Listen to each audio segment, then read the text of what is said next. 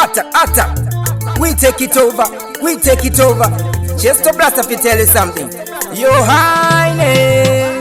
Yataka pondo ngati kandiketi, yataka poda rangu ngati kandiketi, naenda kwana super ngati super pinza poda mapromota titsvage mari. Yataka pondo ngati kandiketi, yataka poda rangu ngati kandiketi, naenda kwana super ngati super mutsa otesa tiende titsvage mari. Vakuru vemaredio station, mapromota tikandire kustation, mupinde mumageto mune zvatinoita ndati tisukane izu tozvipidigura.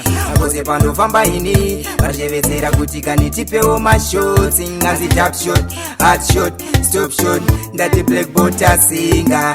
Kana ndanonga rikatika, kana ndanonga rikatika, kana ndanonga mukana wepa radio station njire zirichadosimbisa. Kana ndanonga rikatika, kana ndanonga rikatika, kana ndanonga mukana wepa radio station njire zirichadosimbisa. Waranga aiko kwazava kede manokulaina sati wadana na mama wakananga kurensara toga afon electro masuka legenzona achisimbisa. Waranga utsova stadium no wana kuna producer ka iyetima pavurumu kuchezobanza solid weditakaleza zvedu kani isuona chizvipidigura. Waranga aiko kwa makondo Jagla City yaona na Calabash wakananga kuseri kwe government kwinziti na kuliga ne chuchu. Kana ndanonga rikatika, kana ndanonga rikatika, kana ndanonga mukana wepa radio station njire zirichadosimbisa.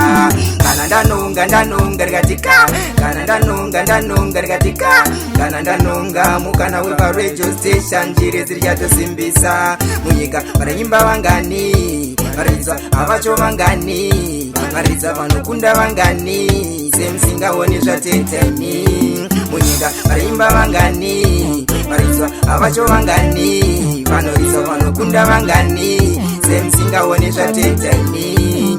Kana ndanonga rikatika, kana ndanonga rikatika, kana ndanonga mukana wepa radio station njire zirichadosimbisa. Kana ndanonga rikatika, kana ndanonga rikatika, kana ndanonga mukana wepa radio station njire zirichadosimbisa. Natsvaga pondo rikati kandiketi, natsvaga poda rangu rikati kandiketi, aenda pana super rikati super mutsa otesa tiende titsvage mari. This is Anna Chesto Bandi Blaze, representing Solid Records Zimbabwe. Big up to Mundingi Mkwasing there, Mr. Warare Popali there, Saratoga Afcon Electro, Chesto Blaster, big up to Naftali there, Mr. Chain Alabama there.